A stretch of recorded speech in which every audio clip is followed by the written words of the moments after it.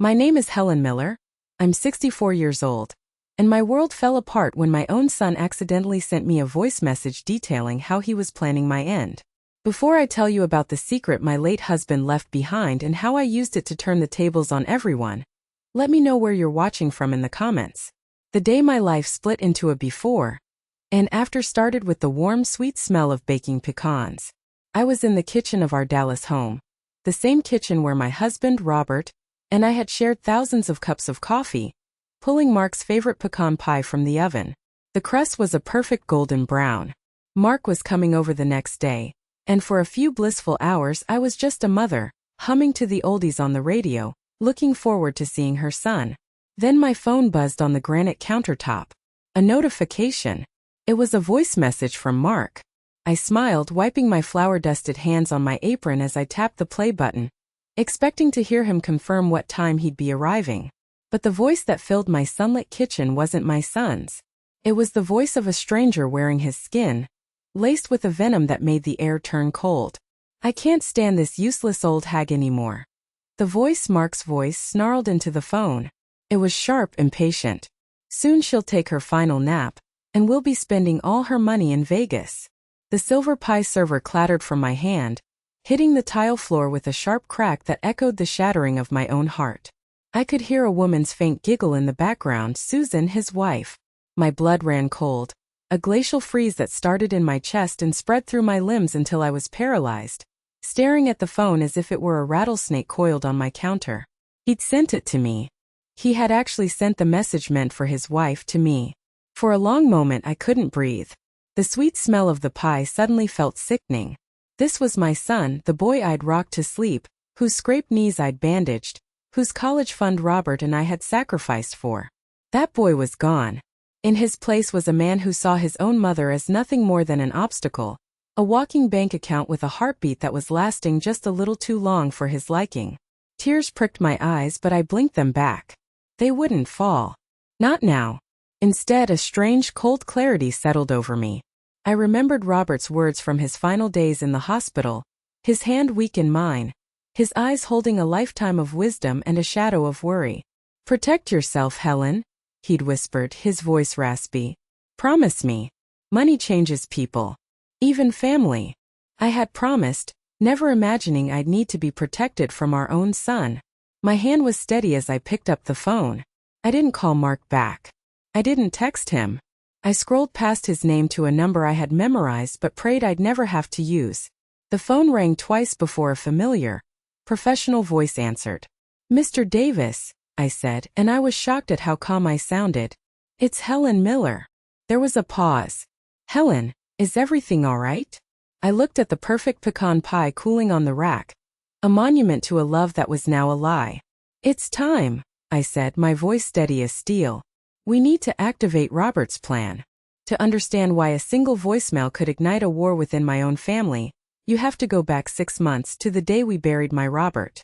The sky was a bleak, gray sheet over the cemetery, and the air was thick with the scent of lilies and damp earth. My children, Mark and Jessica, stood on either side of me, their hands on my arms, performing the perfect picture of grieving, supportive children. I was so lost in my own fog of sorrow that I didn't see the calculation in their eyes.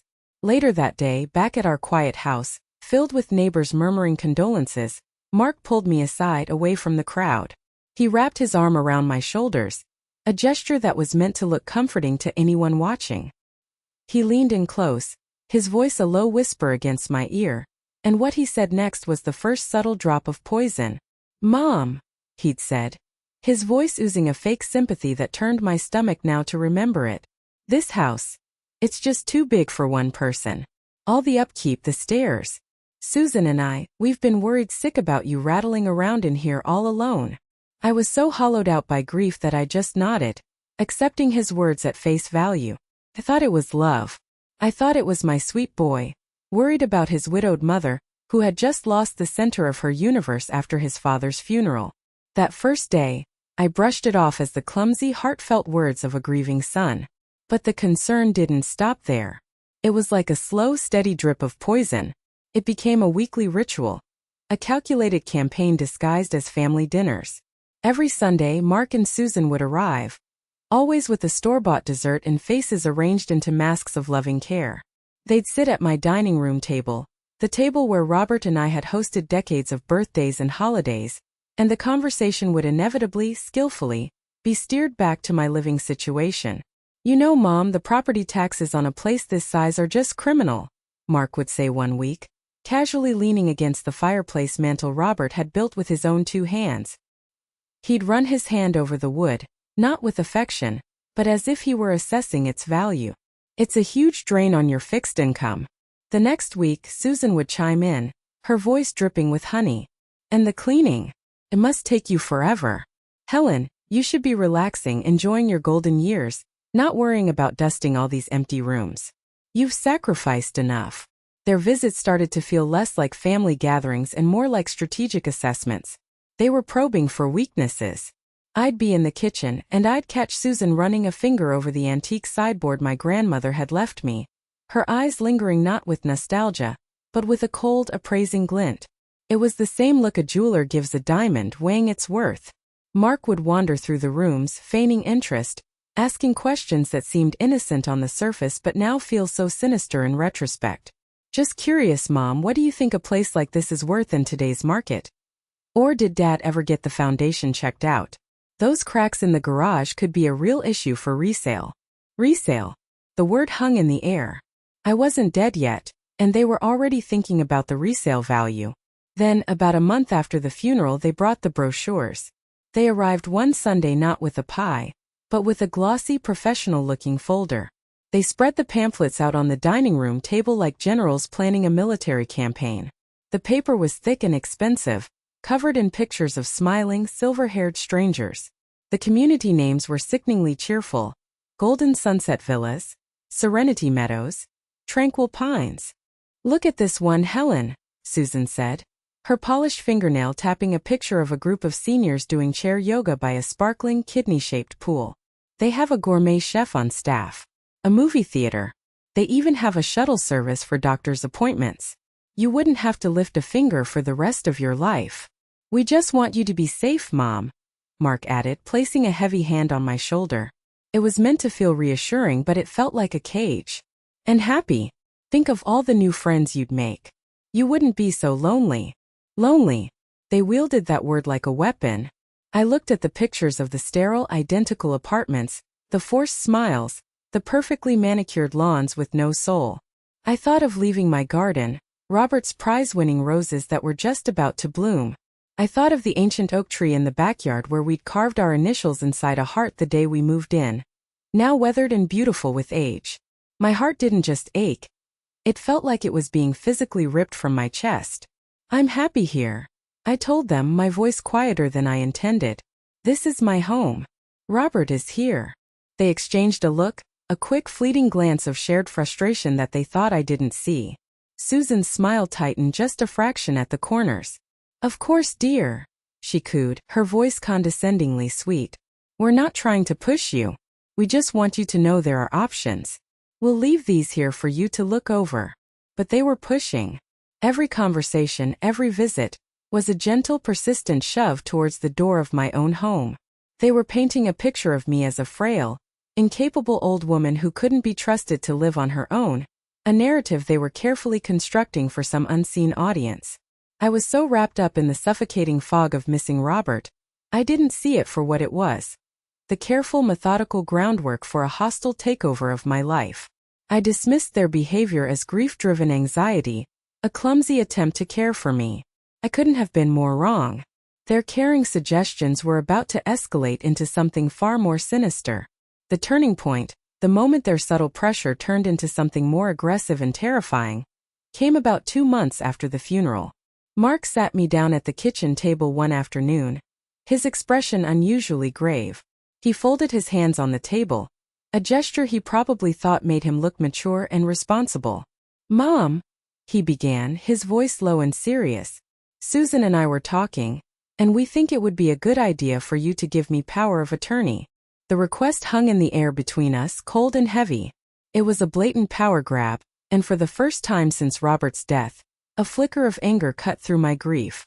"Power of attorney? Why on earth would I do that, Mark? I am perfectly fine." It's just to help you out, he said smoothly, the pre-rehearsed words sliding easily from his mouth.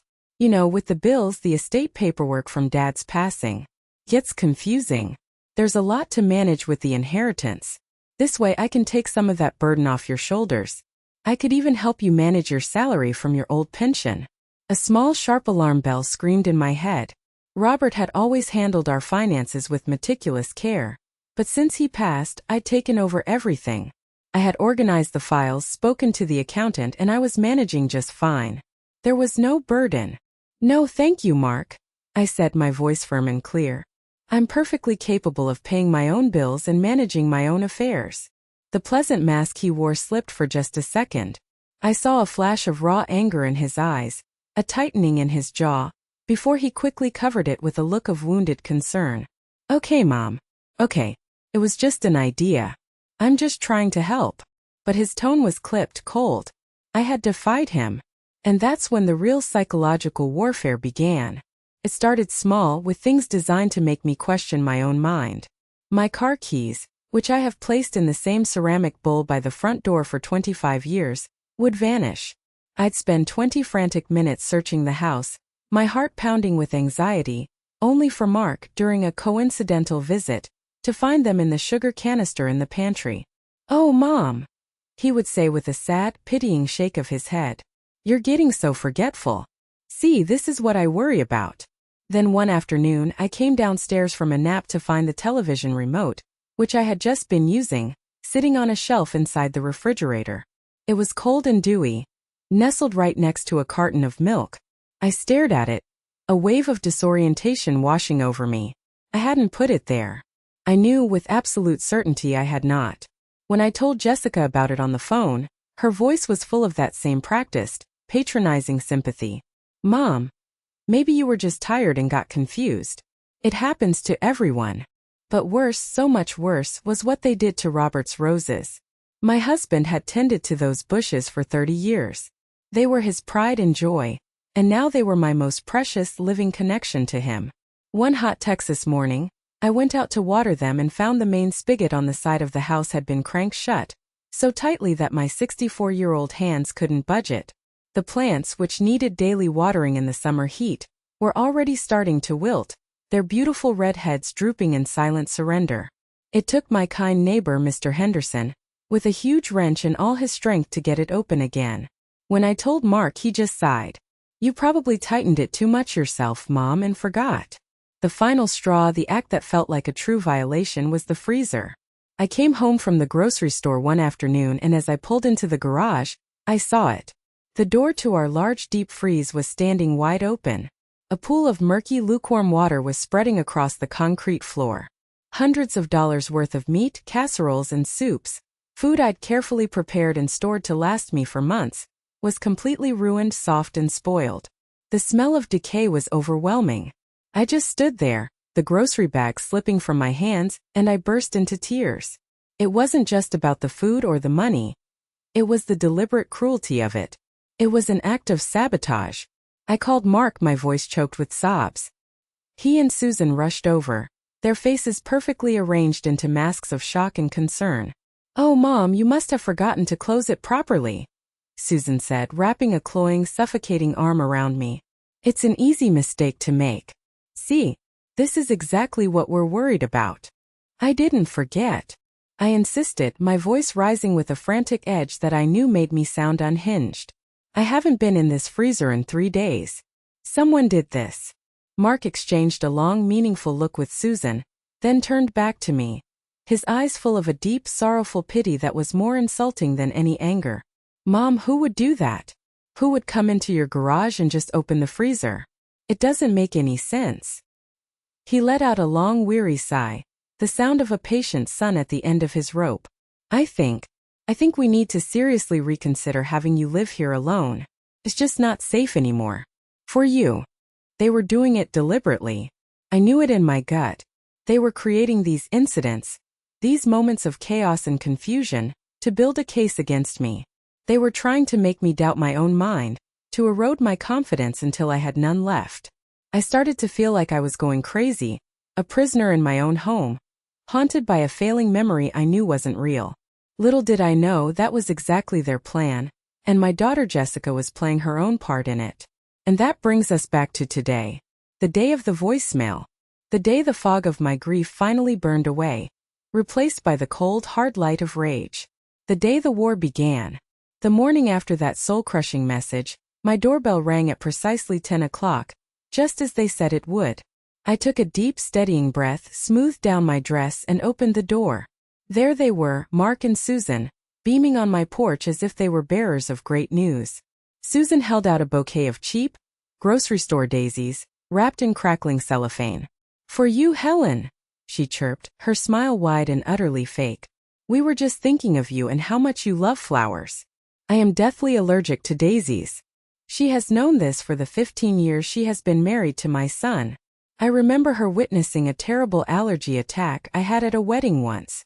Without a word, I took the bouquet, turned, and dropped it directly into the trash can by the door before looking back at them. "Come in," I said, my voice devoid of any warmth. Susan's smile faltered for a second, a flicker of confusion in her eyes, but she recovered quickly, following Mark inside. They settled on my living room sofa, the one Robert and I had picked out together at a furniture store in Fort Worth decades ago. They looked around the room, their eyes scanning everything, the paintings on the wall, the silver candlesticks on the mantel, the grandfather clock in the corner, like a pair of vultures circling a fresh kill. "So, Mom," Mark began, getting straight to the point, his tone that of a patient man dealing with a difficult child, "we brought some more information for you to look at. There's a new luxury community that just opened up over in Plano. It's called The Willows. It's a bit pricey, but with the sale of this house, the money from your inheritance from Dad would more than cover it for the rest of your life." He slid a glossy, heavy-stock brochure across the coffee table. The words "Luxury Senior Living" were emblazoned across the front in an elegant gold script. I let them talk. I sat in Robert's favorite armchair, my hands folded calmly in my lap, and I let them lay out their entire disgusting sales pitch. They talked about the peace of mind I would have, the lack of responsibilities. They talked about the on-site medical staff and the gourmet dining options. They talked about selling my home, my life, my memories, as if they were discussing the sale of a used car. My heart was pounding against my ribs like a trapped bird, but on the outside I was a statue of calm. I let them finish, let them run out of steam, their voices echoing in the quiet room. When they finally fell silent, looking at me expectantly, waiting for my grateful compliance, I leaned forward and picked up my coffee cup. "Actually," I said, my voice even and clear in the stillness, "there have been some changes." "Changes?" Susan asked, her brow furrowing in a perfect imitation of confusion. "Yes. Regarding Robert's will. And my own." I took a slow, deliberate sip of coffee, holding their gazes over the rim of the cup. "There have been several important updates since the funeral." The atmosphere in the room shifted instantly. You could feel the temperature drop. The air grew thick and heavy with unspoken questions. "What do you mean, updates?" Mark demanded, his friendly demeanor vanishing like a puff of smoke. It was replaced by a sharp edge of alarm. "Mom, you shouldn't be making major financial decisions without consulting us. This is exactly what we've been worried about. You know, with your inheritance and the college fund for the kids all tied up in this." "Oh, I think I'm perfectly capable of making my own decisions," I said, placing the cup back on its saucer with a soft click. "But since you're both so deeply concerned about my recent communications," I reached for my phone, which I had placed strategically on the table next to me. "Perhaps you should hear this one for yourselves." Their eyes followed my hand as I picked up the phone. I saw a flash of pure panic in Mark's face as he realized what was about to happen. He opened his mouth to protest, but it was too late. I tapped the screen. I pressed play. The room was dead silent, except for the sound of my son's own voice, tinny and unbelievably cruel, echoing from the small speaker. "I can't stand this useless old hag anymore. Soon she'll take her final nap, and we'll be spending all her money in Vegas." I watched their faces, and it was like watching two masks melt away in a fire. Mark went pale, a sickly chalky white. The blood drained from his face so fast I thought he might faint. Susan's jaw dropped, her perfectly glossed lips parted in a silent O of undisguised horror. Not horror at what her husband said, but pure unadulterated horror that I had heard it. They were caught. Utterly and completely. When the vile message finally ended, the silence that followed was so profound I could hear the ticking of the grandfather clock in the hall, each tick a hammer blow marking the end of my family as I knew it. Mom. I can explain, Mark finally stammered, his eyes darting around the room as if looking for an escape route. Can you? I asked, my voice dangerously soft. Because I'm also very interested in hearing you explain this. I turned my phone around and showed them a screenshot from Susan's public Instagram page, posted 2 days ago. It was a picture of 2 champagne glasses clinking together, the glittering lights of a casino floor visible in the background. The caption read, "Vegas, baby. Surprise anniversary trip is booked. Can't wait to get away. #Vegas-bound #anniversary trip." Susan let out a small strangled gasp. That's for next year. For our actual anniversary. It was just a throwback post. Your anniversary is in May, I said, my voice flat and cold as ice. I looked up the confirmation number visible on the hotel booking in the picture. It's for a suite at the Bellagio. For next month. Their faces were as white as sheets. Their hastily constructed web of lies had just been torn to shreds, and they were dangling in the ruins of it, exposed for the greedy, heartless creatures they truly were. But revealing their hypocrisy was just the beginning. The real shock was yet to come.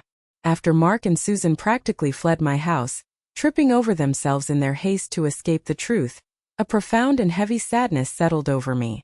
It was one thing to have my son and his grasping wife turn on me, but the bigger, more painful question was Jessica, my daughter, my baby girl. A desperate, foolish part of me, the part that still remembered braiding her hair and kissing her scraped knees, clung to the hope that she was different, that she was just caught in her brother's toxic orbit. My hands trembled slightly as I picked up the phone again and dialed her number. Hi, Mom. How are you? Her voice was bright and cheerful, a carefully constructed performance of normalcy that now felt like a physical blow. It was the voice of a stranger. Jessica, I need you to listen to something, I said, my own voice strained and unfamiliar to my ears. I didn't wait for her to reply. I held the phone close to the speaker of my other phone and played the voicemail. I made her listen to every single poisonous word her brother had said about me. When it was over, there was a long, shocked silence on the other end of the line. It was a perfectly timed, perfectly executed pause. Oh my God, Mom, she finally breathed, her voice filled with expertly feigned horror. I can't believe he would say that. That's horrible. I had no idea Mark felt that way. I am so sorry you had to hear that. Her denial was flawless. For a heartbreaking second, I almost believed her.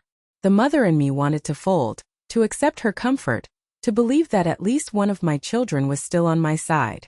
But the woman Robert had been married to for 40 years, the woman who had learned to see through calculated lies, took over. Didn't you, Jessica?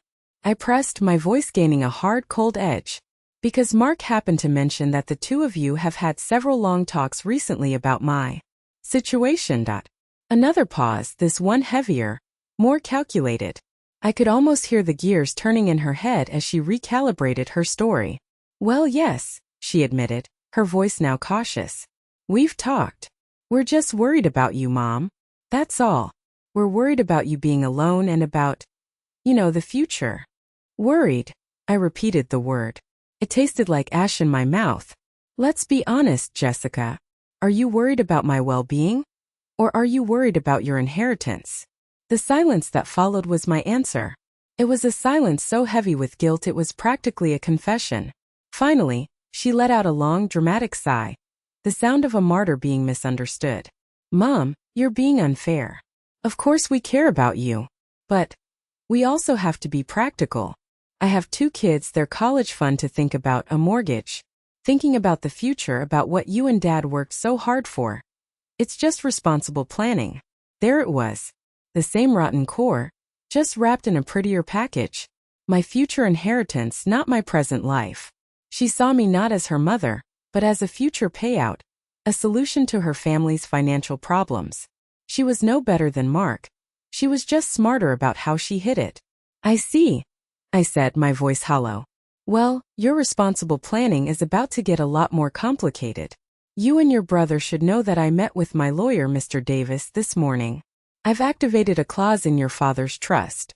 A contingency plan he put in place years ago specifically for a situation like this. A contingency plan? Jessica's voice was suddenly sharp, stripped of all its fake sympathy and replaced with pure alarm. What are you talking about? What clause? It's very simple, I explained, feeling a grim sense of satisfaction as I twisted the knife she and her brother had tried to plunge into my back. Your father was a wise man. He included what we called a betrayal clause.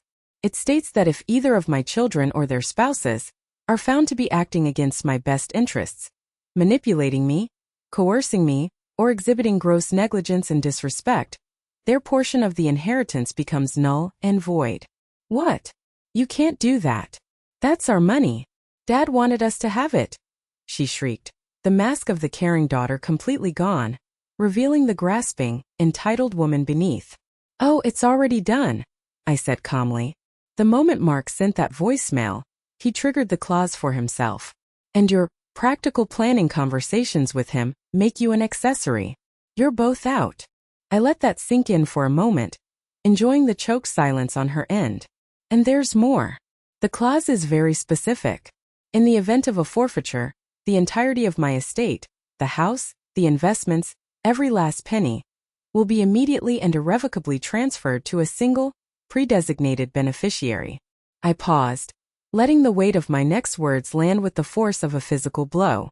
It will all be donated to the Robert Miller Wildlife Conservation Fund. The silence on the other end of the line was deafening. It wasn't the silence of shock or sadness. It was the sound of a financial calculator exploding in her brain. I could practically hear the gears turning, the frantic calculations of the money she had just lost, the future she had just thrown away.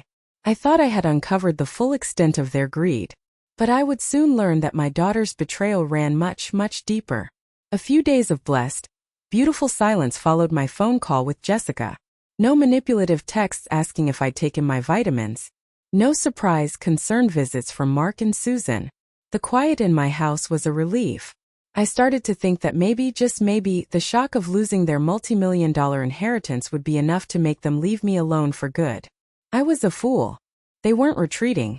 They were regrouping and launching a new, more insidious line of attack. The first hint that something was wrong came during my weekly phone call with my best friend, Carol. We'd been friends for over 30 years. Our kids grew up together. She was the one I'd called sobbing the night Robert died. I trusted her completely. I decided to tell her a watered-down version of what had happened, that Mark and Jessica had been overly aggressive about my finances and future plans, and that I'd had to set some firm boundaries. I was expecting her to be outraged on my behalf, to join me in condemning their behavior. Instead, her voice was strange, hesitant. There was a distance there that had never been before. Helen, are you sure you're feeling okay? She asked, and her tone was off. It was dripping with a kind of gentle, condescending pity that made my skin crawl. I'm fine, Carol. Why would you ask that? I said, a knot of dread tightening in my stomach. It's just, well, Jessica called me the other day, she said, and I could hear the acute discomfort in her voice. She was choosing her words very carefully. She's just so worried sick about you, honey, she said. Well, she said you've been a little confused lately, forgetting things, getting agitated and paranoid. The phone felt heavy in my hand, a cold, dead weight. Paranoid. The word hung in the air between us, ugly and accusatory. My own daughter had used that word to describe me to my best friend. She told you I was paranoid? I whispered, my throat suddenly so tight I could barely speak. Oh, honey, she just loves you so much, Carol said quickly, trying to smooth over the terrible thing she had just revealed. She's just worried about you being all alone in that big house and maybe not seeing things as clearly as you used to. Her heart is in the right place. After I hung up, my hand shaking, I just sat there in Robert's armchair, staring at the wall. The conversation replayed in my mind, each word a fresh wound. It all made a horrifying kind of sense. The gaslighting, the lost keys, the open freezer door. That was phase 1, designed to make me doubt myself. This was phase 2, designed to make the world doubt me. Jessica wasn't just an accomplice in Mark's greedy scheme anymore. She was an active saboteur, waging a quiet, vicious campaign against my sanity. She was poisoning the well. She was systematically calling my friends, my social circle, the people I relied on, and planting seeds of doubt about my mental state. She was weaving a narrative, a pathetic story of a poor, grieving widow losing her grip on reality. I felt a wave of nausea. I thought about what would happen next. If I went to my friends and told them the whole monstrous truth, that my children were trying to steal my money, that they had taken out a life insurance policy on me, who would they believe? Would they believe me, the grieving, confused, paranoid old woman? Or would they believe my loving, concerned daughter, who had so skillfully laid the groundwork to discredit me? She was stripping me of my credibility, my support system, my reputation, one whispered, poisonous phone call at a time. They weren't just after my inheritance anymore. They were trying to completely isolate me, to erase my voice. They were building a case. I could see the endgame now with chilling clarity. They were trying to get me declared legally incompetent, to seize control not just of my money, but of my entire life, my freedom. And they were using my daughter's sweet, trustworthy face as their primary weapon. Hanging up the phone, a horrifying realization washed over me. This wasn't just about money anymore. They were trying to completely discredit me, and I had to wonder, what were they planning to do once everyone thought I was crazy? The doorbell rang at 7 o'clock one morning, a week after my devastating call with Carol. The sun was barely up. I peered through the peephole and my heart dropped. It was Mark. He stood on my porch looking like he'd been dragged through a hedge backward. He hadn't shaved in days, his expensive suit was rumpled, and the arrogant swagger he usually carried himself with was completely gone. He just looked broken. My first instinct, born of a fresh and potent anger, was to leave the chain on and tell him to get off my property. But then I saw the ghost of the little boy I once knew in his exhausted, red-rimmed eyes. Against my better judgment, I opened the door. "Mom," he said, his voice cracking. Can we please talk? Please." I didn't say a word, just stepped aside and let him in. He followed me into the kitchen, the room where he'd confessed his plan via voicemail, and sank into a chair at the table. He didn't look at me. He just buried his face in his hands, his shoulders shaking. "I'm so sorry," he mumbled into his palms, his voice thick and muffled. "Mom, I am so sorry. There's no excuse. There's nothing I can say." He looked up, and for the first time since this whole nightmare began, I saw what looked like genuine soul-deep tears welling in his eyes. That voicemail. Hearing myself say those things, it made me sick to my stomach. Not just because you heard it, but because I said it. Because that's the person I'd allowed myself to become. A monster. He took a ragged breath and told me everything. It wasn't just financial trouble. It was a full-blown crisis. A series of bad investments, a failed business venture he'd hidden from me, and the crushing pressure to maintain a lifestyle for Susan that his salary couldn't support. He said they were months behind on their mortgage and were facing foreclosure. "We were drowning, Mom," he said, his voice thick with shame, his eyes fixed on the tabletop. "And instead of being honest, instead of asking for help, we started looking at you, at your inheritance, as a lifeline, a magic solution to all our problems. We told ourselves that our greed was concern. We convinced ourselves we were doing it for your own good. It was wrong. It was disgusting. And I hate myself for it. I haven't slept since you played that message." His confession was raw, desperate. It felt real. And the heart of a mother, the foolish, forgiving, deeply ingrained heart that I have, wanted so badly to believe him. It wanted to pull him into a hug, to smooth his hair, and tell him we would figure it out, that it would all be okay. But then Robert's warning echoed in my ears, a cold, clear bell of caution. "Money changes people. Protect yourself." I looked at my son, the man who had called me a useless old hag, the man who was now weeping at my kitchen table, and I saw a scared child.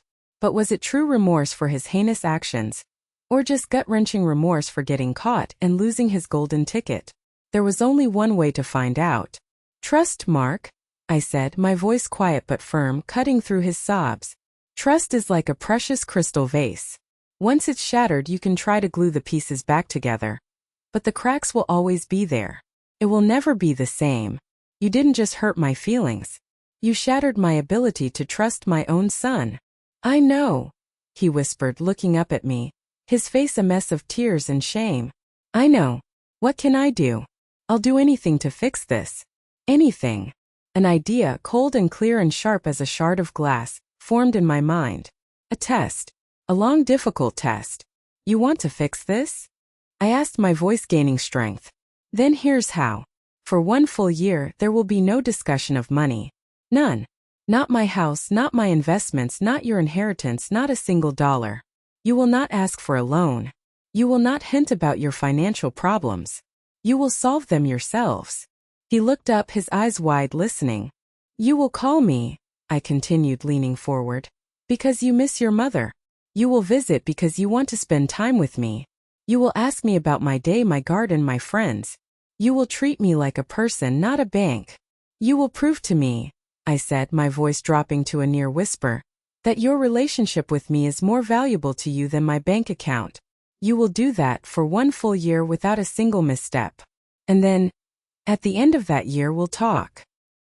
He stared at me, the full weight of my ultimatum settling upon him. It was a long sentence, a period of probation for the crime he had committed against my heart.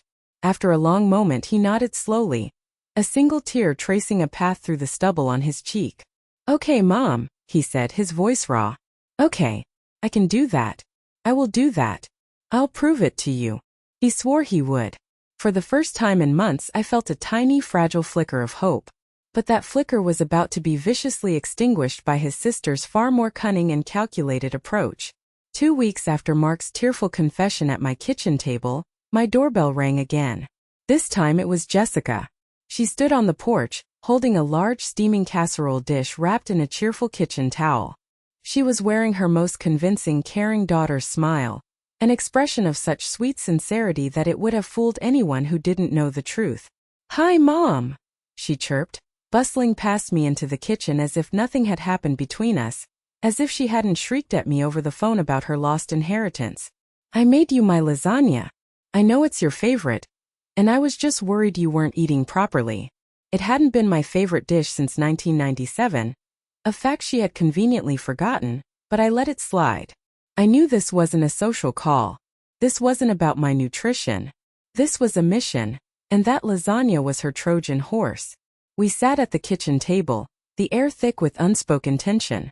I picked at the mediocre, slightly burnt lasagna while she chattered away, filling the silence with meaningless updates about the kids' soccer practice, her husband's potential promotion at work, and a new project she was managing. It was all a carefully constructed performance of normalcy, a smokescreen, and I was just waiting for the curtain to rise on the main act. It came as I knew it would during dessert, a store-bought tiramisu that tasted like cardboard and regret. You know, Mom, she said, setting her fork down with a thoughtful, serious air. I've been thinking a lot since our last talk. A lot about what you said. And I realize we've been going about this all wrong. I raised a skeptical eyebrow and took a sip of my coffee, waiting. We were so focused on the future, on saving and preserving your assets. She continued, her voice soft and incredibly persuasive. We were so worried about you having enough for the long term that we forgot about your happiness now. And that was wrong of us. Oh, really? I said, my tone as dry as the Texas dust. Yes, absolutely, she said, leaning forward, her eyes wide with manufactured earnestness. That trip to Europe you and Dad always talked about taking? You should book it. Those Italian cooking classes you saw advertised? You should sign up for them today. You've sacrificed your whole life for us, for this family. It's time to spend some of that money on yourself. You deserve to enjoy the fruits of your labor. Her performance was brilliant. I had to give her that. It was a masterclass in manipulation. She was validating my feelings, encouraging my dreams, positioning herself not as a greedy heir, but as my biggest cheerleader. It was a complete 180-degree reversal of her previous stance on my frivolous spending. And for a moment the idea was so seductive, so appealing that it almost worked. The thought of just booking a flight, of leaving all this ugliness behind. But then through the sweet, tempting fantasy I saw it. The cold, hard reptilian logic behind her warm, fuzzy words. This wasn't an apology. This was Plan B. If they couldn't inherit my money because of Robert's betrayal clause, they would make damn sure there was no money left to inherit. If she could convince me to spend all my savings on lavish trips, expensive hobbies, and a luxury lifestyle, then by the time I passed away, my estate would be a hollowed-out shell. The donation to Robert's beloved wildlife fund would be a few $100s, not the millions he had intended. The will, the betrayal clause, all of Robert's careful planning, it would all become utterly irrelevant. It was a checkmate move, dressed up as a loving suggestion to live my best life. I looked at my daughter, her face a perfect mask of sincerity, her eyes shining with fake tears of affection, and I felt a chill that had nothing to do with the air conditioning. She was more dangerous than Mark. His greed was clumsy, obvious, and brutal. Hers was sophisticated, insidious, and wrapped in the suffocating language of love and empowerment. "Your father used to say something about you, Jessica," I said quietly, my voice steady, watching her face for a reaction.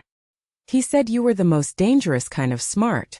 Smart enough to tell people exactly what they want to hear, and so convincingly that they completely forget to look at your real motives."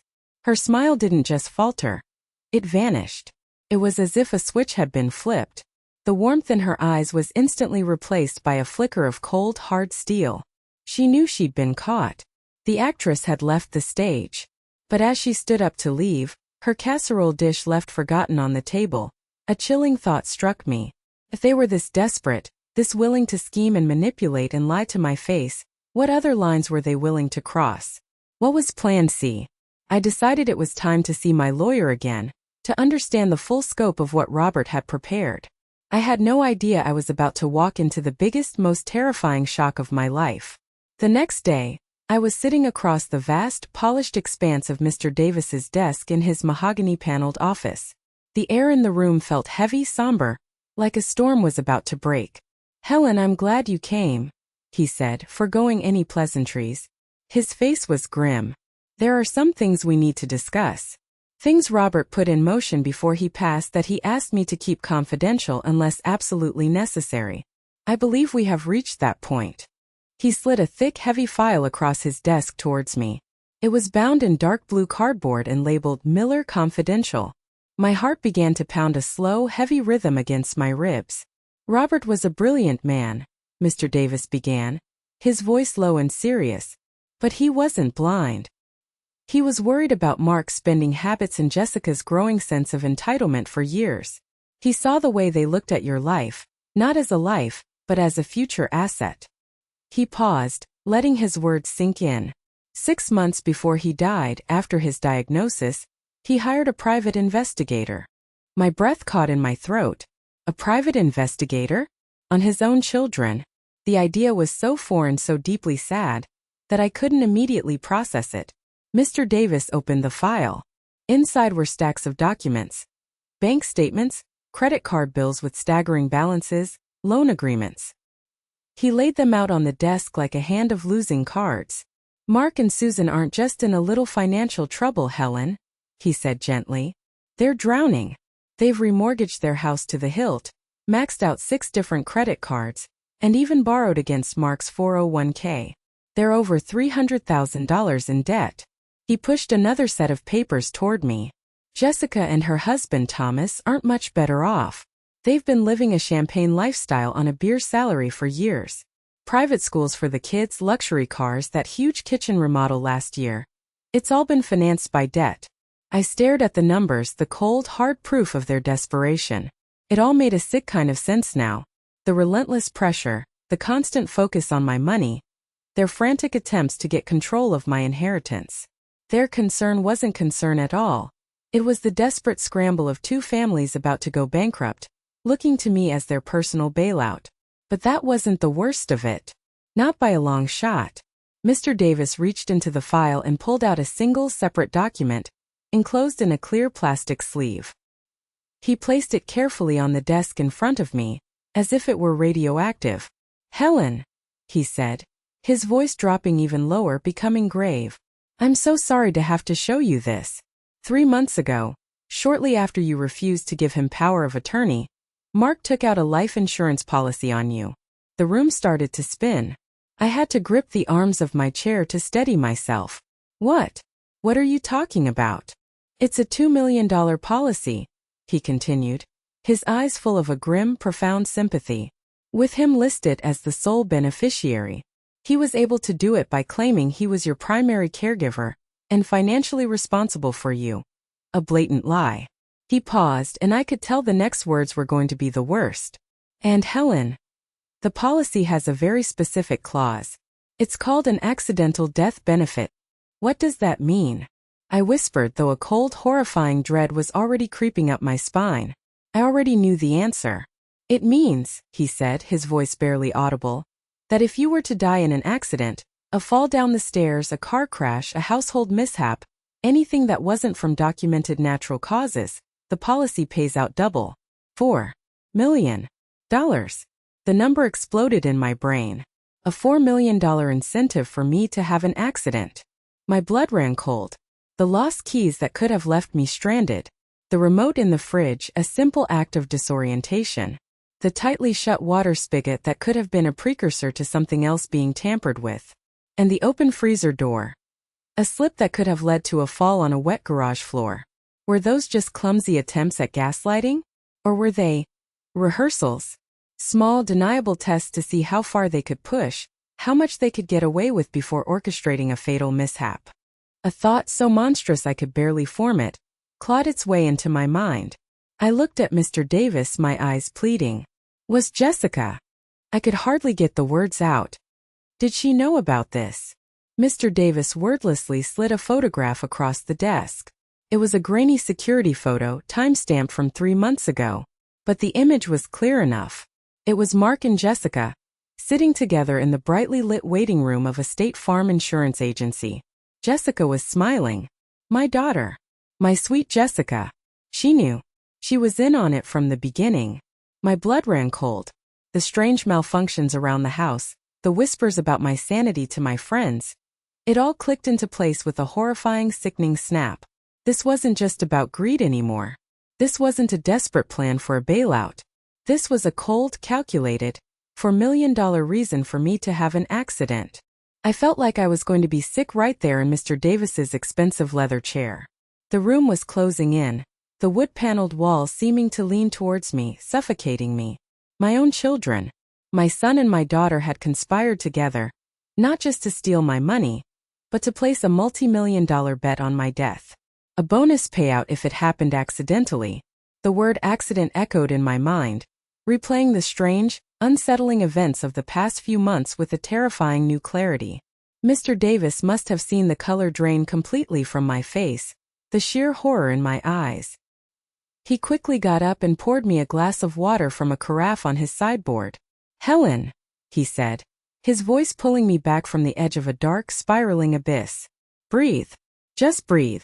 There's one more thing. Something Robert left for you. He gave me strict instructions to only give it to you if the absolute worst-case scenario came to pass. He paused, looking at the horrifying documents spread across his desk. I believe we are there. He reached into his locked desk drawer and pulled out a simple, thick manila envelope. It was sealed with wax.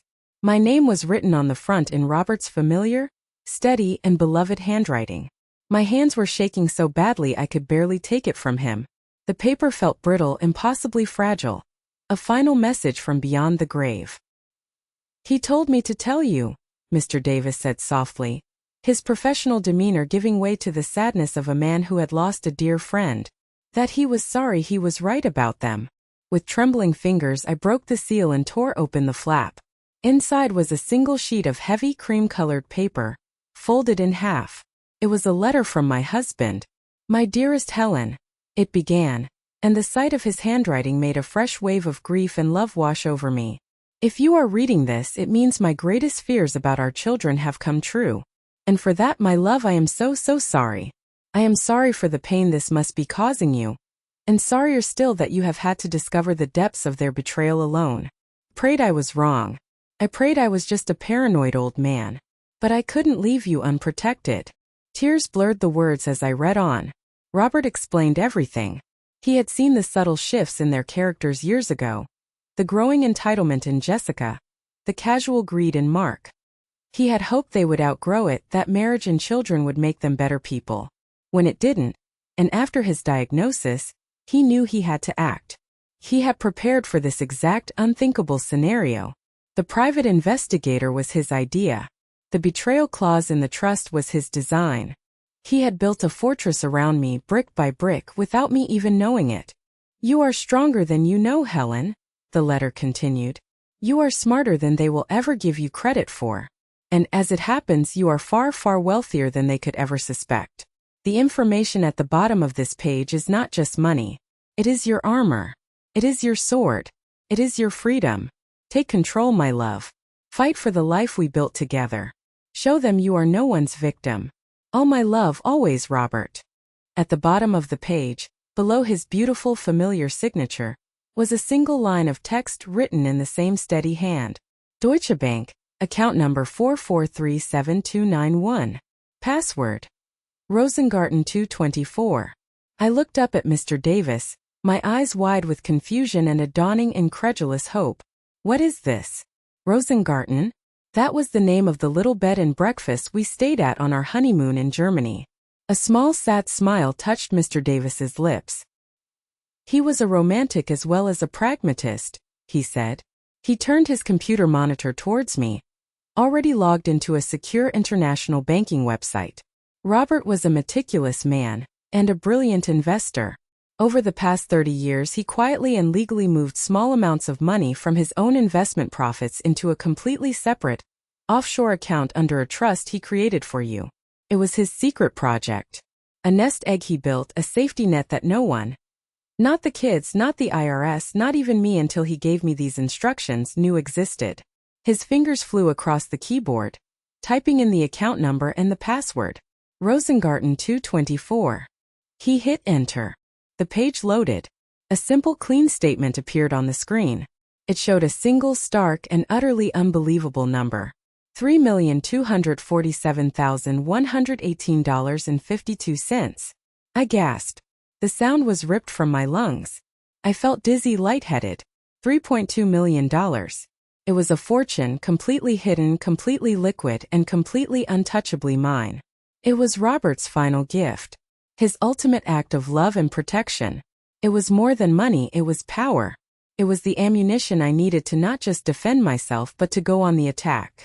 Staring at that impossible number on the screen, tears of grief and gratitude and a rising furious strength streaming down my face, I felt Robert's presence in the room as surely as if he were standing beside me. He had armed me for the battle of my life. And with his letter in my hand and his love in my heart, I knew exactly what I had to do next. It was time to end this, once and for all. I want them all here, I told Mr. Davis, my voice ringing with a newfound authority that surprised even me. Tomorrow, in this office. Mark, Susan, Jessica, and her quiet, complicit husband, Thomas. I want them all sitting at that table. And so, at 2 o'clock sharp the next day, they were there. They filed into the long conference room and took their seats, a tangible cloud of nervous, resentful energy filling the space. They looked like defendants at a trial, which I suppose they were. They probably thought this was about settling the details of the inheritance they now knew they wouldn't get. They had no idea what was coming. I walked in and took my seat at the head of the table, a position of power Robert had always occupied. Mr. Davis sat at my right, and in front of him, he placed 3 thick, ominous files, stacking them one on top of the other with a decisive thud. Thank you all for coming. I began, my voice clear and steady, cutting through their muttered whispers. I believe it's time for a family meeting. A truly honest one, perhaps for the first time in your lives. Mom, what is this about? Jessica asked, attempting her sweet, innocent tone. It sounded ridiculous and shrill under the harsh fluorescent lights of the law office. This, I said, leaning forward, my hands flat on the polished mahogany table, is about the truth. I locked my eyes on my son. Mark, let's start with you. Why don't you tell everyone here about the life insurance policy you took out on me? The one for $2 million. The silence in the room was absolute, a crushing, suffocating void. It was so quiet I could hear the faint hum of the air conditioning unit.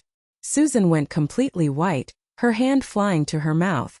Jessica stared at her brother, her mouth agape in a flawless and utterly infuriating performance of shock. I don't know what you're talking about, Mark stammered, his face turning a blotchy red. Mr. Davis, without a word, took the top document from the first file and slid it across the table. It was a copy of the policy.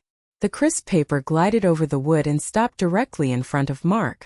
His signature was clearly visible at the bottom, a black damning scrawl. Policy number 7749382, Mr. Davis read aloud, his voice flat and devoid of emotion. Beneficiary Mark Miller. Accidental death benefit payout $4 million. It was for planning, for funeral expenses, estate taxes. Mark blurted out, his voice cracking, the lie sounding pathetic even to his own ears. Taxes on what inheritance, Mark? I shot back, my voice like a whip. The one you no longer have? You can't even afford your own mortgage, but you're prepaying my funeral? How thoughtful. I then turned my glacial gaze to my daughter. And you, Jessica. You can drop the act. We have photographs of you sitting right next to him at the insurance office, smiling on the day he signed it. Jessica's face crumpled. The actress was gone, replaced by a cornered, panicked liar. Mom, we were desperate, she cried, the tears finally coming. You don't understand. We have so much debt. We just thought, if something were to happen to you, naturally, I repeated the word, letting it hang in the air like a poisonous fog. But the policy pays double for accidents. Funny how that works, isn't it? I laid it all out for them. I didn't raise my voice. I didn't need to. With Mr. Davis presenting the evidence piece by piece, I calmly and methodically dismantled their entire world. He laid out the reports from the private investigator, detailing their staggering debts, their lavish spending, their entire house of financial cards. I recounted the gaslighting campaign, the lost keys, the open freezer. I described in chilling detail the rumors Jessica had spread to my oldest friends, the calculated attempt to have me declared incompetent. I watched their faces as the full scope of their monstrous, pathetic plot was laid bare before them. When I was finished, there was a dead silence.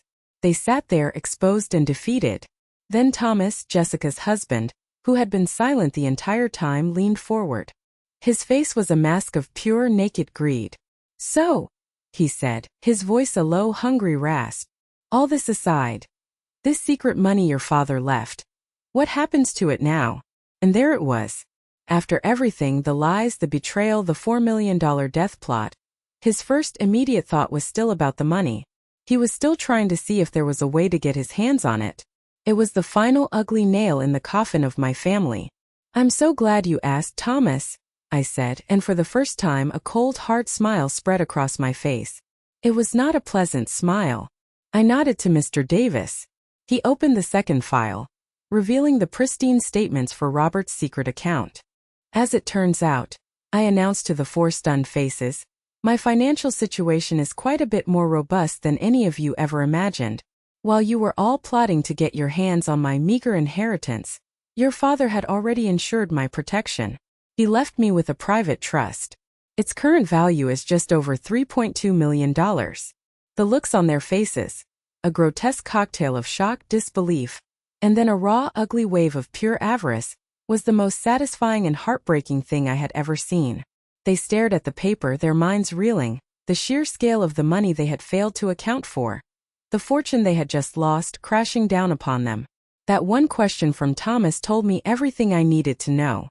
Even now, even after being exposed as potential murderers, their first thought was the money. I took a deep breath, looked at the children I had raised, the monsters they had become, and I delivered my final verdict. I stood up from the head of the table, feeling a strength and clarity I hadn't felt in years. The weight of my grief for Robert was still there, but the suffocating weight of my children's betrayal was lifting, replaced by something cold, hard, and liberating. This is what happens now, I said, my voice clear and unwavering, cutting through their stunned, greedy silence. You will all get up from this table, and you will walk out of this office, and you will walk out of my life. They stared at me dumbfounded, as if I'd spoken in a foreign language. Let me be perfectly clear, I continued, looking each of them directly in the eye one by one. There will be no more phone calls. There will be no more texts. There will be no more holiday dinners, no more fake apologies, and no more damn casserole deliveries. For 5 years you will have no contact with me whatsoever. You will not ask me for money because you know the answer is no. You will not tell me about your financial problems, because they are not my concern. You created the mess you are in. You will live with the consequences of your own choices. Mom, you can't be serious, Jessica whispered, her face pale and streaked with tears. They were real tears this time, I think. Not tears of remorse for what she had done to me, but hot, bitter tears of loss for the lifestyle she had just seen evaporate before her eyes. Oh, I have never been more serious in my life, I said, my voice as cold as a tombstone. This is your test. The one I offered you, Mark, a test you would have failed, but now it applies to all of you. Prove you can exist without me as your financial safety net. Prove you can build a life that doesn't revolve around scheming and waiting for me to die. If, after 5 years, you have managed to become self-sufficient, responsible adults, you can write me a letter. And maybe I'll read it. And if we can't? Mark asked, his voice a hoarse, defeated whisper. Then you'll have your answer, won't you? I said, looking at the four of them, these strangers who shared my blood. You'll finally know, and so will I, if you ever loved me at all, or if you only ever loved what you thought I would leave you. They left. They gathered their things in a stunned, shuffling silence and walked out of that conference room, defeated, broken, and finally completely cut off. Watching the door close behind them, I didn't feel triumph. I didn't feel hatred. I just felt a profound and aching sense of release. It was like 100-pound weight I didn't even know I was carrying had been lifted from my shoulders. I felt light. That was 3 months ago. Today my life is finally my own. The first thing I had Mr. Davis do was cancel that disgusting life insurance policy. The second was to put my big, beautiful, empty house on the market. It held too many ghosts, too many tainted memories. I sold it in a week and bought a beautiful, smaller home with a manageable garden and a sunroom. Just for me. The sold sign staked into the lawn of my old house was the most beautiful thing I'd ever seen. Last month I took my first solo trip. I flew to Scotland, a place Robert and I had always dreamed of visiting. I stood on a windy cliff on the Isle of Skye, overlooking a wild grey sea, the air crisp and clean and tasting of salt, and I felt his spirit with me. I talked to him, told him I was okay, that his plan had worked, that I was safe. I've taken that Italian cooking class, and it turns out I make a fantastic fettuccine from scratch. I volunteer 3 days a week at the local animal shelter, the one Robert's Wildlife Conservation Fund now generously supports. The dogs there don't care about my net worth or my will. They just care about a warm hand, a kind word, and the squeaky toy I bring them. Their love is simple, honest, and real. My phone still rings, but now it's with calls from friends like Carol, who has apologized profusely and tearfully for ever doubting me once I told her the whole story. It's calls from new friends I've made in my cooking class, inviting me over for dinner. The silence in my new home isn't lonely anymore. It's peaceful. It's the sound of my own life on my own terms. I lost the children I thought I had. I lost the family I thought was mine. And the grief for that loss is real. A quiet ache that will likely always be there. But in their place I found something I didn't even know I was missing: myself. My own strength. My own worth. My own future. And that is an inheritance that no one can ever touch, and no one can ever take away from me. Thank you for listening to my story. It wasn't easy to share, but I felt it was important. I know I'm not the only one who has faced this kind of heartbreak, this kind of betrayal from the people who are supposed to love you the most. Have you ever been let down or deeply hurt by a family member you thought you could trust with your life? Let me know in the comments below. Your story matters, and sharing it can help someone else feel less alone. And please, if my story resonated with you, give this video a like and subscribe for more. Remember, you are not alone.